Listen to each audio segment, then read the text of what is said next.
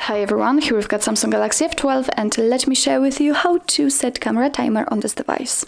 So first of all, let's enter the camera app, and since we are in the standard photo mode, we can take a look at this option bar, and right in the middle we've got the timer option, which is right now turned off, so it means that we can take photos right after touching the shutter button.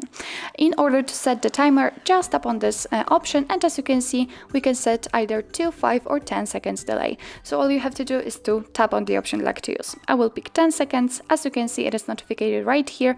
We've got it highlighted to the yellow, so we are sure that we just changed it. And we can tap on the shutter button.